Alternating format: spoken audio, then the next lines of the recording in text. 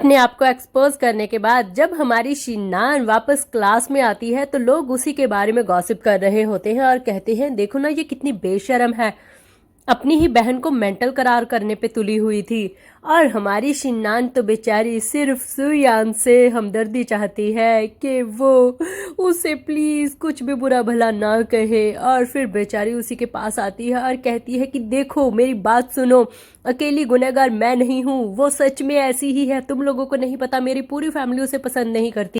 मेरे बारे में भी तो सोचो, मैं भी तो उस वक्त किडनैप हुई थी। सुयान तुम्हें सोचना चाहिए, मैं भी तो जिंदा रहना चाहती थी ना। मेरे ऊपर किसी को हमदर्दी नहीं हो रही है क्या? देखो तुम्हें तो मेरा साथ देना चाहिए, इन लोगों को जवाब दो मेरे बदले में। मगर हमारे सुयान तो गुस्से में होते हैं और वो अपना हाथ पीछे झटका कर कहते हैं मैंने तुम्हें पहले ही वार्न किया था कि अपने दुश्मन को इतना भी कमजोर मत समझो, मगर तुमने मेरी वार्निंग नहीं सुनी। हाँ खैर अब भुगतो।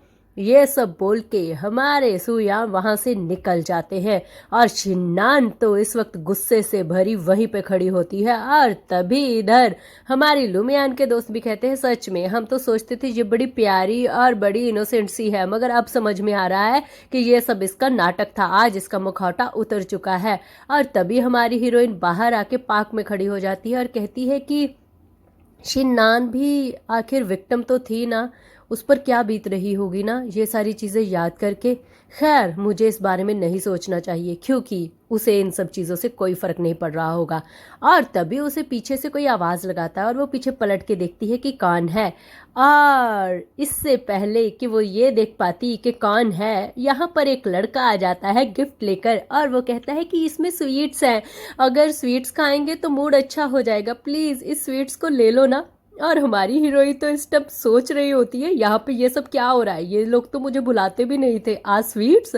और फिर हमारी हीरोइन उस स्वीट्स को पकड़ लेती है और इधर हम देखते हैं कि हमारे श्यामू को तो काफी गुस्सा आ रहा होता है क्योंकि वो खड़ा सब कुछ देख रहा होता है। और डॉक्टर ये कहते हैं कि सच में यहाँ पर तो माहौल बिगड़ चुका है, मुझे यहाँ से निकलना चाहिए इससे पहले कि कुछ गड़बड़ हो जाए, इसका पारा तो टेम्परेचर सच में हाई हो रहा है। और फिर हमारे डॉक्टर ये वहां से भाग जाते हैं। आज कोई आम दिन नहीं था, इस दिन में बहुत कुछ हो चुका था। पूरा सारा कुछ तमाशा होने के बाद जब सारे बच्चे बाहर आ रहे होते हैं स्कूल से, तो हमारी हीरोइन देखती है कि सामने श्यामू खड़ा है और फिर वो उसे देखकर रुक जाती है और श्यामू बड़े ही प्यार से उसे कहता है कि हाय लुमियान, चलो घर साथ में चलते हैं। और उसका इस तरीके से मुस्कुराता हुआ चेहरा देख के हमारी हीरोइन सोचने लगती है कि ये दूसरी बार है जब इसने मुझे कहा है कि चलो साथ में घर चलते हैं। और उसे याद आता है कि जब वो खेला करती थी तो उसके पापा उसे ये कहा करते थे कि चलो बच्चों बहुत वक्त हो चुका, अब घर चलते हैं। उसके बाद से उसने ये बात कभी नहीं सुनी, उसकी ज़िंदगी सच में बदल चुकी है, ये इंसान सच में अलग है। वो अपने कदम आगे बढ़ाने ही लगती है कि एक और शख्स फ्लावर लेकर हमारी हीरोइन के सामने आ जाता है और उसे कहता है कि ये तुम्हारे लिए है, तुम पे ये बहुत सूट करेंगी, आज तुम्हारा दिन काफी हेक्टिक था ना। और हमारी हीरोइन भी बड़े प्यार से उस फ्लावर्स को पकड़ लेती है। मगर हमारे हीरो को तो गुस्सा आ रहा होता है कि पहले स्वीट्स और अब ये फ्लावर, यहाँ के लड़के कुछ ज़्यादा ही तेज़ हैं, मुझे स्कूल पर ज़्यादा ध्यान देना होगा, ये लोग आगे ही बढ़ते जा रहे हैं। हाँ हमारा हीरो जेलस फील कर रहा है। और तभी फिर हमारे हीरो हमारी हीरोइन के पास आते हैं और उसे कहते हैं कि अब हमें घर चलना चाहिए। तो वो कहती है कि तुम यहाँ पे इंतज़ार क्यों कर रहे थे, क्या ये भी एक टीचर की ड्यूटी है क्या? तो फिर हमारे हीरो कहते हैं कि ऐसा कुछ नहीं है, मेरा घर तुम्हारे रास्ते में ही पड़ता है, इसलिए दोनों साथ में रहते हैं, तो फिर ये चीज़ तो नॉर्मल ही है ना, साथ चल सकते हैं। तभी हमारी हीरोइन आराम से गुलदस्ते को जप्फी डाल के जा रही होती है और हमारे हीरो सोच रहे होते हैं सच में क्या लड़कियां सच में इतनी फूलों को पसंद करती हैं कि कोई भी देगा और वो पिघल जाएंगी, देखो तो कैसे पकड़ के खड़ी है इसे।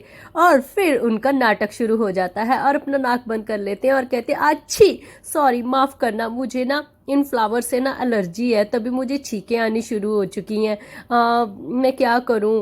और फिर हमारी हीरोइन उसे डस्टबिन में ऐसे ही उठा के फेंक देती है।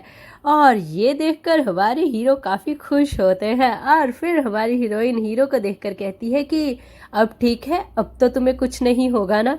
और हमारे हीरो कहते हैं कि हाँ, अब मुझे कुछ नहीं होगा, अब सब ठीक है। और साथ चलते हुए हीरोइन सोचती है अपने दिल में कि सच में इससे ज़्यादा बचकाना इसे कोई बहाना नहीं मिला फ्लावर फिकवाने का। और फिर दोनों लिफ्ट के पास पहुंच जाते हैं और जब दोनों लिफ्ट के अंदर एंटर करते हैं तो हमारी हीरोइन हमारे हीरो को घूर के देखने लगती है और हीरो सोचने लगता है कि ये ऐसे मुझे क्यों घूर के देख रही है, कुछ हुआ है क्या, मेरे फेस पे कुछ लगा है या कुछ और तभी हमारी हीरोइन हमारे हीरो को झटका देने के लिए एक तरफ लिफ्ट के हाथ कर लेती है और दूसरी तरफ खुद आगे बढ़ने लगती है और हमारे हीरो तो वहीं पे सुन्न हो जाते हैं, एकदम से अपनी सांस को ही रोक लेते हैं, मानो कि मतलब सांस ही नहीं ले रहे होते। और हमारी हीरोइन तो ये देख के बहुत ज़्यादा खुश हो रही होती है। और इसके साथ ही हम इस खूबसूरत सी स्टोरी को यहीं पे समाप्त करते हैं। आगे क्या होने वाला है ये देखने के लिए आपको बने रहना होगा मेरे साथ। मिलते हैं अगली बार एक नई वीडियो के साथ, तब तक के लिए love you all, bye bye, keep supporting me. आपके सारे फेवरेट जितने भी वेबटॉन्स मैनुहा और मेंगा है मैं 1 by 1 सारे के सारे लेकर आती रहूंगी। Keep supporting, bye.